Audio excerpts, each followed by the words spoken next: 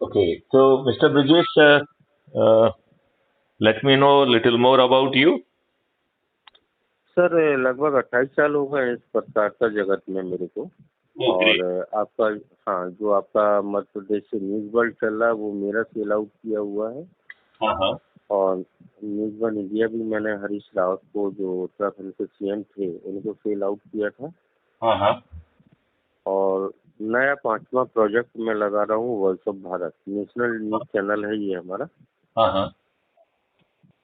इस तो चैनल का धर्मन क्या जी ने बताया था उद्देश्य है कि और कहाँ हम पहुँचना चाहते हैं? जी जी। इस चैनल का क्या उद्देश्य है और हम कहाँ पे जर्नी करना चाहते हैं, किस टाइम फ्रेम में कहाँ पहुँचना चाहते हैं?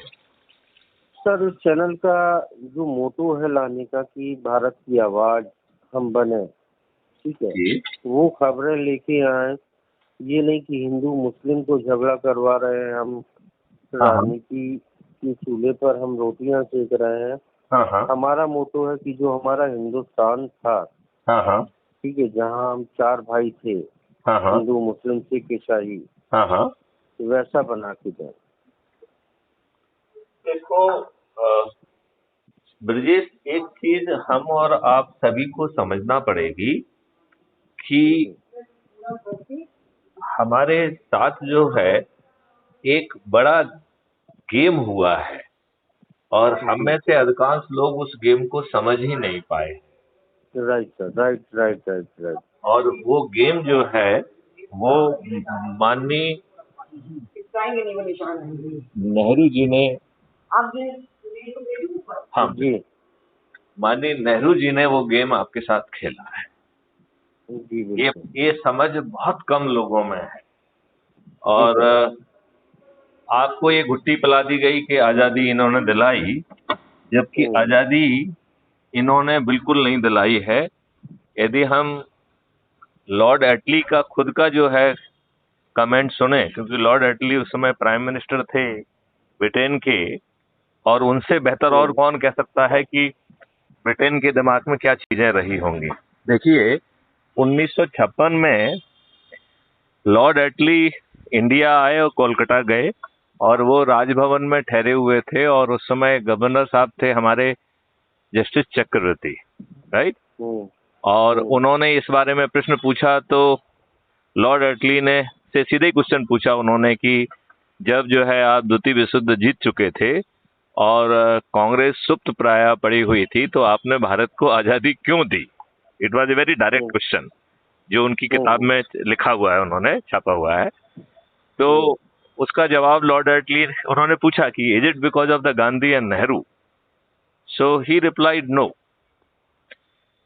There hmm, contribution is hardly any, if at all it's negligible. मतलब उनका हम्म, यदि कोई कंट्रीब्यूशन माना भी जाए तो वो नगण्य है। तो फिर हम्म, जस्टिस चक्रवर्ती ने पूछा कि यदि जवाहरलाल नेहरू जी का नहीं है, उनका नहीं है, तो फिर किसका कंट्रीब्यूशन है? तो उन्होंने उसका हम्म, जवाब भी दिया। उन्होंने उसमें नाम लिया सुभाष चंद्र बोस का, आजाद हिंद फौज का जो लाल किले में ट्रायल चल रहा था उसका, नेवी हम्म, में जो बगावत हो चुकी थी, जिसमें से 24 पोस्ट में से 22 पोस्ट पर जो है नेवी में बगावत हो चुकी थी। युवाओं में जो है बहुत ज्यादा जो है आजाद हिंद फौज को लेके जो ट्रायल चल रहा था, उसके कारण जो है वो पूरा आंदोलित था। इन सब कारणों से, और उसके ऊपर टॉप में कि उनकी इकोनॉमी ध्वस्त हो चुकी थी because of the second world war. तो इन सब कारणों के कारण उन्होंने भारत को आजाद किया। और बल्कि यदि उन्होंने देखा जाए तो इसमें वहां उस समय के एक इंटीग्रेटेड आर्म कमांडर थे, मिस्टर क्लॉड जी जी। आचनलेक। उन्होंने वैसे बहुत सारे पत्र लिखे कि आप जिस तरीके से जो है ट्रायल करते हैं, जिस तरीके से लोगों को फांसी पे चढ़ा देते हैं, कृपया आजाद हिंद फौज के केस में ऐसा मत करिए। You please postpone the trial of the Azad Hind Fauj, otherwise आपको भारत से भागने की जगह नहीं मिलेगी। और लॉर्ड क्लॉड आचन लेक ने एक एग्जिट प्लान बनाया which was submitted to lord Wavell, जिसको उनके द्वारा हम्म, अनुमोदित भी किया गया, जिसमें यह था कि यदि बगावत के स्वर बढ़ जाते हैं और यदि अंग्रेजों को भागना पड़ता है तो वो चंद इम्पोर्टेंट मुट्ठी भर जो है ना अंग्रेजों को लेके कैसे भारत से भागेंगे, ये उनके दिमाग में भय इतना बड़ा था। उस भय के रहते हुए हमने अंग्रेजों की हर बात मानी। उनकी जो है ना, उन्होंने भारत को डिवाइड किया तो वो भी मान लिया। उन जो कुछ भी माना, उनको लॉर्ड माउंटबेटन को जो है ना गवर्नर जनरल ऑफ इंडिया बना के रखा गया। तीनों जो है, जो चीफ थे वो अंग्रेज ही बने रहे। और हमने अपने संविधान में एक आर्टिकल 333 का भी प्रावधान कर दिया, जिसका कि जो है एंग्लो इंडियन 545 सीटों में से आप जो चुनाव करते हैं वो 543 सीटों पर ही करते हैं। 2 seats of the parliament they are reserve for the nomination of Anglo Indian. ये एंग्लो इंडियन कौन है, किनका हम हित साध रहे हैं? और आपको मालूम है सभी विधानसभाओं में भी एक एक एंग्लो इंडियन की सीट रिजर्व है। तो सवाल ये उठता है कि आपको जो है एक भरोसा दिलाया गया कि आप आजाद हो गए, वो आपको गुत्ती पिलाई गई कि आजादी हमने दी, हम चचा नेहरू बन गए, राइट। और एक चीज अपन को इसमें और समझना चले पड़ेगी कि आपके ऊपर अंग्रेजों ने जो भारतीय गुलामों पर शासन करने के लिए नियम कानून व्यवस्था बनाई थी वो आपके ऊपर यथावत थोप दी गई। क्या आपको मालूम है आज भी आपकी पुलिस जो है 1861 के पुलिस एक्ट से गवर्न होती है? क्या आपको ये मालूम है कि ढेर सारी कमेटी और कमीशन बनाए गए, लेकिन उनमें से अधिकांश जो है वो डस्ट जो है गैदर करते रहे, कोई भी सारगर्भित सुधार नहीं किया गया। क्या आपको मालूम है कि सुप्रीम कोर्ट ने 2006 में एक 7 बिंदु का माइलस्टोन जजमेंट दिया था और ये अपेक्षा की गई थी कि पुलिस पॉलिटिकल इंटरफेरेंस से बाहर निकल जाएगी। आज मैं गारंटी से कह रहा हूं, आप मुझसे सहमत होंगे कि 19-20 का फर्क हो सकता है। सभी स्टेट में कांस्टेबल से लेकर डीजी राजनीतिक मेहरबानी से पोस्ट हो रहे हैं और राजनीतिक मेहरबानी के दौरान ही वो अपने पद पर रह सकते हैं। और पुलिस पर जो है कंट्रोल 100% जो है राजनेताओं का हो गया है। क्या आप इस बात से असहमत होंगे? नहीं, मतलब यू विल एग्री कि हाँ ऐसा ही हालात है। फिर इन्होंने आपके ऊपर, अंग्रेजों ने जो भारतीय गुलामों पर शासन करने के लिए जो पुलिस, ब्यूरोक्रेसी और जुडिशियल व्यवस्था बनाई थी, जिसमें लॉर्डशिप थी, उस लॉर्डशिप के साथ ही बिना किसी तरीके की अकाउंटेबिलिटी लाए हुए वो आप पे थोप दिया, राइट जी। तो आपको जो ऑर्गेनाइजेशनल सेटअप है जो लॉर्डशिप के एलिमेंट के साथ है, जिसमें अकाउंटेबिलिटी नहीं है, जो निर्णय ले तो उसकी मर्जी, निर्णय ना ले तो उसके मन मर्जी, गलत निर्णय ले तो उसकी मर्जी, घूस खा के गलत निर्णय ले तो उसकी मर्जी, आप एक रिसीविंग एंड पर बैठे हुए हैं और आपको न्याय जो है के लिए कोर्ट और कचहरी के जो है ना चक्कर लगाते हुए आपकी चप्पल घिस जाएंगी, लेकिन आपको न्याय नहीं मिलेगा, राइट। अब आप जो है ना राज सत्ता को देखिए, जो सत्ता आपके ऊपर थोपी गई है, पार्टी शब्द का उल्लेख संविधान में कहीं नहीं है, राइट।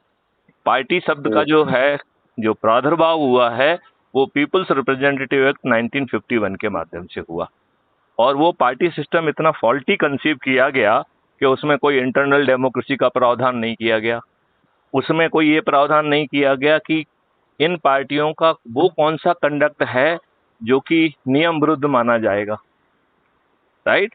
तो आपको ढेर सारे बेनिफिट दे दिए। ऊपर से जो है आपने जो रूल ऑफ बिजनेस वगैरह बनाया, उसमें आप पार्टी भी प्ले आए कर लो। ऊपर से आप पार्टी भी प्ले आए, राइट। और तो आपने पहले, उसके पहले पार्टी पे आने के पहले एक मिनट सोचें कि इन्होंने हमारे ऊपर किस तरीके के लोगों को थोपा है, राइट। तो आप ये बताइए, वही आपके ऊपर थोपा जाएगा ना जिसको ये टिकट देंगे। एक आध लोग जो है निर्दलीय जीत भी जाते हैं तो उससे व्यवस्था में कोई फर्क पड़ना नहीं है। तो आपकी व्यवस्था में किसे थोपा गया? जिसने इन्हें ज्यादा पैसे दिए तो पैसे लेके टिकट दिए इन्होंने, राइट। दूसरा, इन्होंने अपने जो है आकाओं के, अपने नेताओं के बच्चों को टिकट दिए, राइट। तीसरा, इन्होंने जो है जाति और धर्म के आधार पर अयोग्य लोगों को टिकट दिया। केवल एक ही फैक्टर को ध्यान में रखा गया कि क्या उसमें जीतने की संभावना है।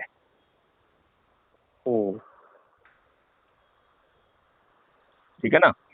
तो इस आधार पर और योग्य लोगों को टिकट देने से थोड़ा सा परहेज किया गया, क्योंकि लीडरशिप ने यह ध्यान रखा कि यदि किसी योग्य व्यक्ति को टिकट मिल जाएगा तो फिर वो उनकी अथॉरिटी को चुनौती देगा।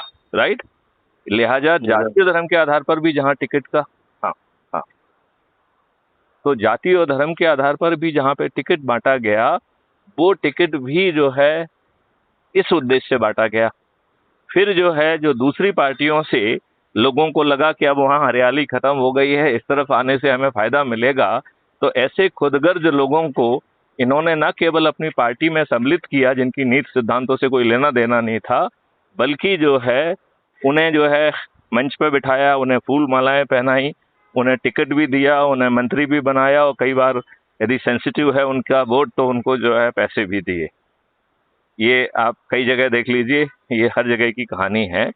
और पांचवें लोग वो हैं जिन्हें अपराधी लोगों को टिकट दिया, क्योंकि अपराधी लोगों की जीतने की संभावना ज्यादा होती है। आपको क्या मालूम है, जो अभी पार्लियामेंट फंक्शनल है 2019 से 2024 के बीच में, इसमें 42% मेंबर ऑफ पार्लियामेंट के आपराधिक रिकॉर्ड हैं और 29% जघन अपराधों के अपराधी हैं, मर्डर, लूट, डकैती, रेप, किडनैपिंग एटसेट्रा। आपको क्या मालूम है कि उत्तर प्रदेश का जो 2022 में अभी चुनाव हुआ है, इस 403 सदस्यों की विधानसभा में 205 जो है MLAs, उनके विरुद्ध आपराधिक रिकॉर्ड हैं, जो कि 51% होता है। इसका मतलब है कि भला हो आदित्यनाथ योगी का कि उनके डर के कारण ये लोग नंगा नाच नहीं कर पा रहे, नहीं तो उत्तर प्रदेश में अभी नंगा नाच हो रहा होता कि नहीं हो रहा होता। बिल्कुल। % जो है विधायक जो कि मंत्री भी बने हैं, वो भी बने हुए हैं, यदि वो जो है आपराधिक रिकॉर्ड के व्यक्ति हैं, तो क्या इन पार्टियों को कोई अच्छा व्यक्ति नहीं मिला? चलिए, अब इनको थोप दिया। अब ये जीतते कैसे हैं, थोड़ा सा ये भी सोच लेते हैं। तो हम और आप सब गवाह हैं कि ये पैसे देके बसें भेजते हैं, लंच डिनर की व्यवस्था करते हैं, ऊपर से 500-500 रुपए भी देते हैं। राइट। तो और वो जो लोग इकट्ठे होते हैं उन्हें आप क्या बोल रहे हैं इससे कोई लेना देना नहीं है। राइट। उन्हें तो मजदूरी मिल रही है, तो वो जा रहे हैं और घूमने जा रहे हैं, ऐश करने जा रहे हैं। तो वो ना वहाँ के वोटर हैं। तो ये बड़ी संख्या में आम सभा में इस तरीके के लोगों को इकट्ठा क्यों करना चाहते हैं? क्योंकि ये सोशल मीडिया और बाकी पेपर वेपर के माध्यम से ये हवा बनाना चाहते हैं कि ये बहुत लोकप्रिय है। राइट। तो ऐसा फर्जी जो है ना आभा मंडल बना के ये चुनाव जीतते हैं। दूसरा जो है फ्रीबी बांट के चुनाव जीतते हैं। अच्छा, आपको दारूखोर बनाना इनकी राजनीतिक मजबूरी है, क्योंकि जब तक आप दारूखोर नहीं होंगे तब तक आप मुझे एक छोटी सी बात बताइए कि वो दारू के आधार पे आपसे वोट कैसे मांग पाएंगे? तो आपको दारूखोर होना बहुत जरूरी है। आपको गरीब होना भी राजनीतिक मजबूरी है, क्योंकि आप गरीब होंगे तभी आपकी वोट को पैसे से खरीदा जा सकता है। तो फ्रीबी पैसे देके, दारू देके, साड़ी बांध के और भ्रम फैला के ये लोग जीतते हैं। इस बात से आप कहां तक सहमत हैं? ब्रजेश जी, आप मेरी बात से सहमत हैं क्या इस बारे में? सर बिल्कुल बिल्कुल। अच्छा, अब आप अपन तीसरी बात कर देते हैं कि हम वोट देने वाले, अल्टीमेटली वोट तो हम